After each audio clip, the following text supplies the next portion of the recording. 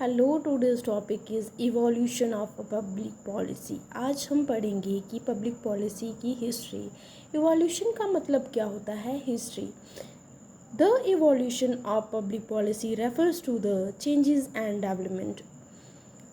Public policy की जो evolution है, जो पब्लिक पॉलिसी की हिस्ट्री है, इसका मतलब है कि पब्लिक पॉलिसी में क्या हुआ था, कि क्या क्या चेंजेस आए, क्या क्या बदलाव हुए, क्या क्या विकास हुए, ठीक है, समय समय के साथ। जैसे कि क्या क्या चेंजेस आई, जैसे कि जब सोसाइटल नीड्स के अकॉर्डिंग चेंजेस आई होंगी, डेवलपमेंट के लिए हुआ होगा कि डेवलपमेंट करना, उसके अकॉर्डिंग पॉलिसी बनी होगी। और क्या क्या चैलेंजेस फेस किए गए, क्या क्या इम्पोर्टेंस दी गई, ये सब कुछ हमने आज पढ़ना है पब्लिक पॉलिसी की इवोल्यूशन में। Here is a brief explanation, जहाँ पे हम ब्रीफली पढ़ेंगे पब्लिक पॉलिसी को। फर्स्ट है प्री मॉडर्न एरा। हम पब्लिक पॉलिसी की जो हिस्ट्री है इसे हम स्टेजेस में पढ़ेंगे, पीरियड्स में पढ़ेंगे, ठीक है।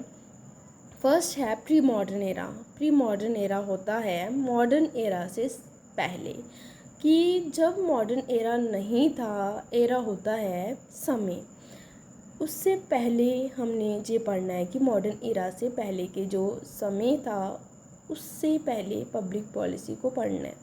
Public policies were informal and often based on customs, traditions और रिलीजियस डॉक्ट्रिन्स और प्रिंसिपल्स। पब्लिक पॉलिसीज़ तब क्या होते थे, मॉडर्न एरा जब नहीं आया था तो इनफॉर्मल सिस्टम था, मतलब फॉर्मली नहीं थी, पब्लिक पॉलिसी नहीं बनी हुई थी। वहाँ पे क्या था कि पब्लिक पॉलिसी इनफॉर्मल वे में थी, कस्टम्स के आधार पे थी, ट्रेडिशंस के आधार पे थी, रिलीजियस डॉक्ट्रिन्स के आधार पे थी। डॉक्ट्रिन्स का मतलब होता है प्रिंसिपल्स, प्रिंसिपल्स का मतलब होता है सिद्धांत। क्या था? पॉलिसीज रीति रिवाजों, संस्कृति के बेस पर थी। Rulers made decisions to maintain law and order, defend territories. Rulers ही डिसीजन लेते थे लॉज वगैरह को बनाए रखने के लिए, स्टेबल रखने के लिए, ऑर्डर्स को और टेरिटरीज को बचाने के लिए। जहाँ पे कोई पब्लिक पॉलिसीज फॉर्मल वे में नहीं थी, इनफॉर्मली ही थी। मतलब डिसीजन वगैरह कौन लेते थे? राजा महाराजा, रूलर्स लेते थे। जो रूलर्स होते थे वो क्या करते थे? And regulate basic trade and taxation. जो रूलर्स होते थे वो क्या करवाते थे? जो ट्रेड वगैरह होते थे, व्यापार करवाते थे, टैक्स वगैरह के रिलेटेड, जो कर के रिलेटेड काम था वो भी रूलर्स के कंट्रोल में था। Rulers made decisions to maintain law and order, defend territories and regulate basic trade and taxation. Rulers क्या करते थे? रूलर्स होते हैं कि जो राजा वगैरह होते थे, जो रूल करते थे, वो क्या करते थे? उनका क्या काम था कि वो डिसीजन लेते थे, फैसले लेते थे लॉ को बनाए रखने के लिए, कानून को बनाए रखने के लिए, और अपनी जो टेरिटरीज थी, वहाँ का राज्य था, उन्हें सेव करने के लिए, उन्हें बचाने के लिए, प्रोटेक्ट करने के लिए, ठीक है। और क्या करते थे? जो ट्रेड टैक्सेशन सिस्टम था, इन सब को बनाए रखने के लिए इन पे कंट्रोल ही रूलर्स का होता था। नेक्स्ट जो स्टेज है कॉलोनियल ईरा। वो समय जब कॉलोनीज सेट हुई। Public policies were informal and often based on customs, tradition और रिलीजियस डॉक्ट्रिन्स। क्या हुआ कि जब कॉलोनीज बनी तब भी कोई चेंजेस नहीं आई, तभी इनफॉर्मल सिस्टम था पॉलिसीज़ का, फॉर्मल सिस्टम नहीं था। और क्या था कि तब भी पॉलिसी बेस्ड थी कस्टम्स, ट्रेडिशन, रिलीजियस डॉक्ट्रिन्स पे, तब भी रीति रिवाजों पे ही बेस्ड थी, सांस्कृतिक जो सिद्धांत थे उन्हीं पे बेस्ड थी पॉलिसीज़। क्या था कि कम ही ध्यान था लोगों की ज़रूरतों पे कॉलोनियल एरा में। नेक्स्ट है post colonial and nation building phase. क्या हुआ जब कॉलोनी सिस्टम हुआ? उसके बाद का समय क्या था? जब ज़्यादा फोकस किया गया कि नेशन को बिल्ड करने पे। जब जो कंट्रीज़ थी वो आज़ाद हुई, उन्होंने इम्पोर्टेंस दी पॉलिसीज़ को, पॉलिसीज़ बनाने के लिए प्रायोरिटाइज होता है इम्पोर्टेंस देना, महत्वता देना कि क्या करना है, इकोनॉमिक डेवलपमेंट करना है, सोशल जस्टिस और इंफ्रास्ट्रक्चर बिल्डिंग। मतलब कॉलोनियल पीरियड के बाद में क्या हुआ? जो आज़ाद हुए राष्ट्र, जो कंट्रीज़, उन्होंने इंपॉर्टेंस दी पॉलिसीज़ बनानी है लोगों के डेवलपमेंट के लिए, उनकी अर्थव्यवस्था के डेवलपमेंट के लिए, विकास के लिए, समाज को क्या करना है, न्याय प्रोवाइड करना है, ठीक है, और इंफ्रास्ट्रक्चर डेवलपमेंट करना है। ये था। नेक्स्ट स्टेज है post world war second era. जब वर्ल्ड वार सेकेंड हुआ था उसके बाद का समय क्या था? The world saw big wars, so countries wanted to avoid fights। दुनिया ने क्या देखा? वॉर्स देखे, युद्ध देखे। फर्स्ट वर्ल्ड वार हुआ, विश्व युद्ध पहला, दूसरा हुआ। तो लोगों ने क्या कहा, कंट्री चाहती थी अभी फाइट, लड़ाई झगड़े को अभी क्या करना है, नहीं वो करना है, मतलब उससे दूर ही रहना है, अवॉइड करना है। Government made policies to help people with health and education and jobs to prevent unhappiness and conflict. क्या हुआ? गवर्नमेंट ने पॉलिसीज़ बनाई कि लोगों की मदद करनी है, उन्हें हेल्थ प्रोवाइड करना है, ठीक है, एजुकेशन प्रोवाइड करनी है और जॉब्स प्रोवाइड करनी है, और जो लोग दुखी थे उन्हें क्या करना है, जो अनसेटिस्फाइड थे उन्हें, लोगों को प्रिवेंट करना है, ठीक है, और कन्फ्लिक्ट से बचाना है। ये काम था post world war second era के बाद में। फिफ्थ स्टेज में क्या है, 1970s में क्या हुआ, इकोनॉमिक लिबरलाइजेशन हुआ। इकोनॉमिक लेवल पे क्या हुई, आज़ादी मिली। Economic liberalisation in the 1970s means reducing government control over the economy. क्या हुआ कि जो इकोनॉमिक लिबरलाइजेशन हुई 1970s में, क्या हुआ, गवर्नमेंट का कंट्रोल कम हो गया जो अर्थव्यवस्था थी उन पे, and allowing business more freedom, और जो बिजनेस थे उनको ज़्यादा आज़ादी मिली। Shift from state control policy to market oriented ones. क्या हुआ, पहले तो स्टेट का कंट्रोल था, इसमें क्या शिफ्ट हुआ, स्टेट के कंट्रोल से जाके मार्केट ओरिएंटेड हुआ, मार्केट का कंट्रोल हुआ।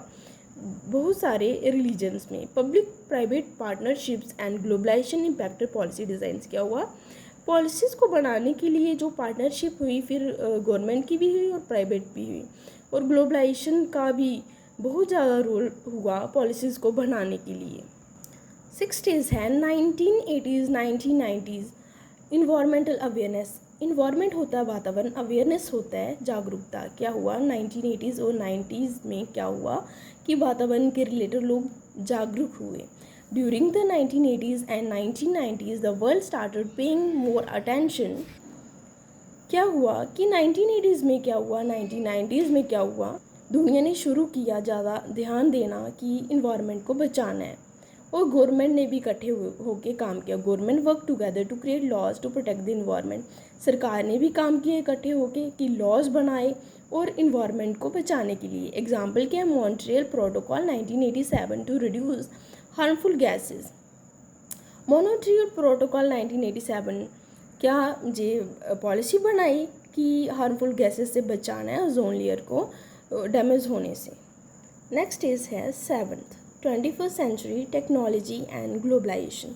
21st सेंचुरी में क्या हुआ, टेक्नोलॉजी आई और ग्लोबलाइजेशन हुआ। Rapid technological advancement have driving innovation in policy making. जैसे जैसे टेक्नोलॉजी बढ़ी, इससे क्या हुआ, इनोवेशन हुई, ठीक है, क्या हुआ, पॉलिसी बनाने में मॉडर्न बोल सकते हैं, मॉडर्न सिस्टम आए। क्या हुआ, ई गवर्नेंस, स्मार्ट सिटीज़ के रिलेटेड पॉलिसीज़ बनाई गई। 21st सेंचुरी में क्या हुआ, टेक्नोलॉजी और ग्लोबलाइजेशन, ठीक है, इनका बहुत ज़्यादा रोल है क्या करने के लिए, पॉलिसी बनाने के लिए और डेली लाइफ के रिलेटेड पॉलिसीज़ बनाने के लिए। Governments and society adopted to this changes with new ideas and systems. Government, सरकार और जो सोसाइटी, समाज ने क्या किया, अडॉप्ट किया इन चीज़ को, ठीक है, न्यू आइडियाज़ को बनाने के लिए, न्यू सिस्टम्स को बनाने के लिए किया, कि टेक्नोलॉजी का भी इस्तेमाल किया और ग्लोबलाइजेशन का भी इस्तेमाल किया पॉलिसीज़ को बनाने के लिए। नेक्स्ट है 8 पॉइंट, कंटेम्प्रेरी ट्रेंड्स। कंटेम्प्रेरी होता है प्रेजेंट, अभी क्या क्या फैक्टर्स हैं, क्या क्या ट्रेंड्स हैं। Focus on inclusivity, gender equality, addressing socio economic inequalities. अभी जो पॉलिसीज़ बन रही हैं, किन बातों को ध्यान में रख के बन रही हैं, इंक्लूसिविटी की, सभी लोगों को इंक्लूड करना, इंक्लूड होता है ऐड करना, किसी को भी एक्सक्लूड नहीं करना।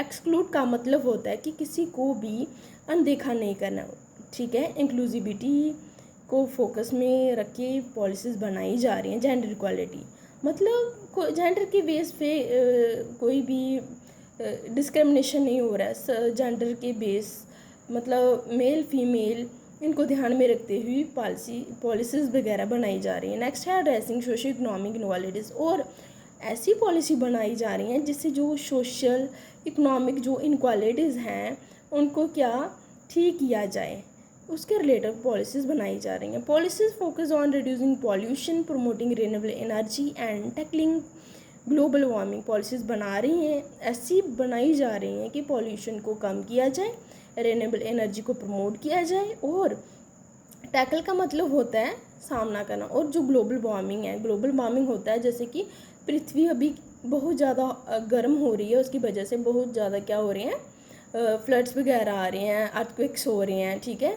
भूचाल वगैरह आ रहे हैं, ठीक है। उनको ध्यान में रखते हुए ही पॉलिसीज़ बनाए जा रहे हैं कि कैसे ग्लोबल वार्मिंग से उनका कैसे सामना किया जाए। Digital transformation, government are adopting technology for better services like governance, e governance, digital payments. Digital transformation का मतलब होता है कि गवर्नमेंट अभी अडॉप्ट कर रही है, अपना रही है टेक्नोलॉजी को अपना रही है कि बेटर सर्विसेज प्रोवाइड की जाए, जैसे कि e governance system, digital payments वगैरह। अभी जी प्रेजेंट में हो रहा है जी, मतलब डिजिटल पेमेंट्स ही हो रही हैं, तो इनको ध्यान में रखते हुए बहुत सारी पॉलिसीज़ भी बन रही हैं।